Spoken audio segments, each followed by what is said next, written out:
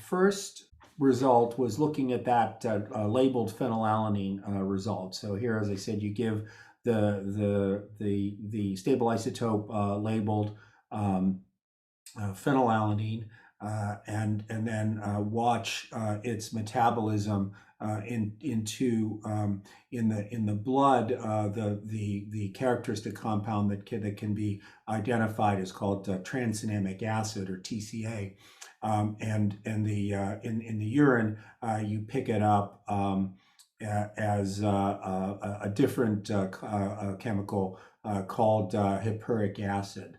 So in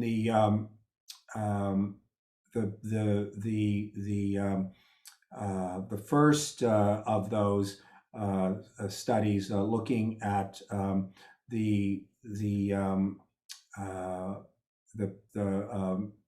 first just looking at the level of phenylalanine in the blood, what was seen was that the level of the D5, the labeled phenylalanine in the blood, was lower after administration of the probiotic, the synologic medication, than it was when it was taken without it. That was about a 40% decrease.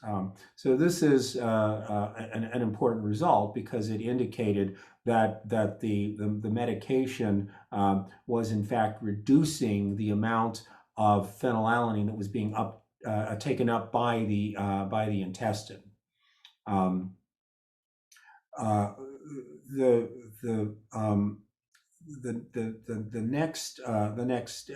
next step in that was then to actually look at the total phenylalanine in patients' blood, because ultimately what you want to be able to do is show that you can reduce that in patients with PKU.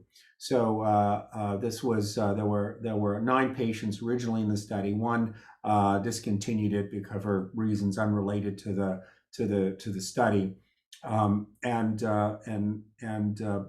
After 14 days of treatment with the medication, there was a reduction in the phenylalanine from the baseline level of about 20%. The interesting thing was that when patients were then taken off the drug and their phenylalanine levels were measured, they were actually 20% higher than they were at baseline. So it's actually possible that the real effect here is a little bit higher.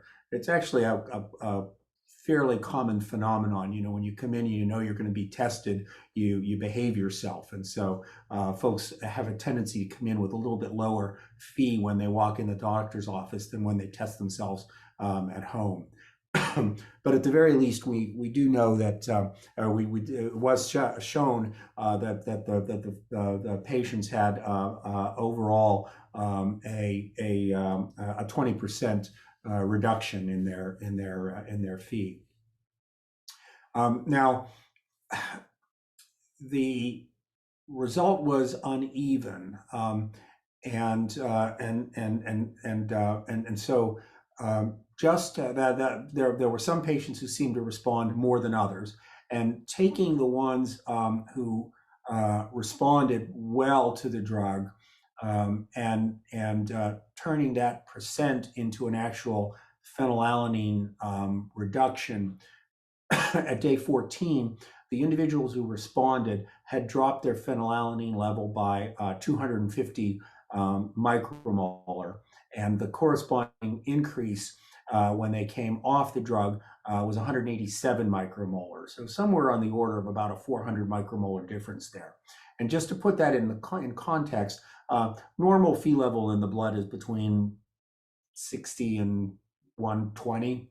And these patients, when they are untreated, have a tendency to be around 1200 or 1400. So just to put that in the perspective. The drug was very well tolerated. The biggest issues reported were related to GI upset. So it's if you're taking a load of bacteria, and some individuals do respond to that, and there are some tricks that can be used to reduce that the GI. Some just had some cramping, some had some gassiness. Occasionally, a report of an occasional bout of diarrhea. So some improvements needed in the delivery, but that all seems to be likely to be sorted out with future preparations. In summary, these individuals had a 40% reduction in the absorbance of their labeled phe when they were given that as a load. The